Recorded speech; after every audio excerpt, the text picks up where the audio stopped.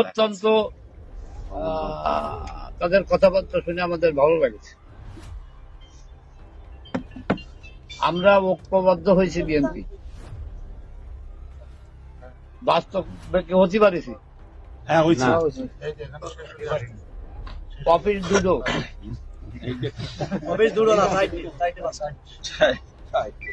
এক জায়গায় দুটো অফিস, তাহলে বিএনপি ঐক্যবদ্ধ হয়েছে? হ্যাঁ, আমাদের এই এক অফিস হওয়াতে সমস্যা কি? আমাদের উদ্দেশ্য এক, আমাদের লক্ষ্য এক, আমরা এক আদর্শ ধারণ করি। শহীদ জিয়ার আদর্শে বিশ্বাসী হয়ে আমরা বিএনপি করি। আপসহীন নেতৃত্ব দ্বারা আমরাও আপসহীন কর্মীতে পরিণত হয়েছি। বর্তমান আমাদের প্রিয় নেতা তারেক রহমান সাহেব ঐক্যবদ্ধ বিএনপি, শক্তিশালী বিএনপি সৃষ্টি এবং তৈরির লক্ষ্যে সারা দেশব্যাপী নির্বাচনী কর্মকাণ্ড শুরু করেছে। আমরা শালিকা বিএনপির দ্বিধা বিভক্ত ছিলাম যে কারণেই হোক না কেন।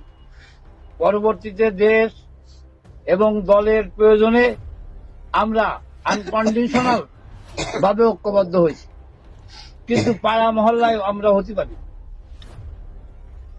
পাড়া মহল্লায় কিন্তু হতে পারিনি। এটা হওয়া প্রয়োজন আছে কিনা? এটা হতেই হবে। এ ব্যাপারে আপত্তি আছে আপনাদের? আমাদের হুসাইন স্লোগান দেয় ভোট দিন, ভোট দিন, ধানের শেষে ভোট দিন। সাইদ শিকদার স্লোগান দেয় ধানের শেষে ভোট দিন।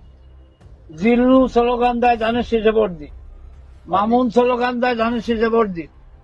অনেক স্লোগান দেয় ধানের শেষে ভোট দিন।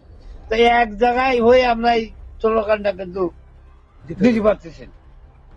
তাহলে এক জায়গা হয়ে যদি স্লোগান দিতে পারি তার আওয়াজটা আরো বেশি হয় না? জোরালো হয় না? কর্মীদের মনোবল আরো বৃদ্ধি পায় না? তাই এইটা হওয়াতে সমস্যাটা। হুসাইন বলে গেছে আমি কায়েমের কাছে আবেদন করেছি, আমি সাইজবার কাছে আবেদন করেছি, আমি অনেকের সাথে কথা বলেছি। তা সে তার দায়িত্ব পালন করেছে। আমরাও এই দলের ৭৮ সালে তো এই দলের সৃষ্টি হয়েছে। আমি ৭৮ সালে জেলা বিএনপির সদস্য হয়েছি।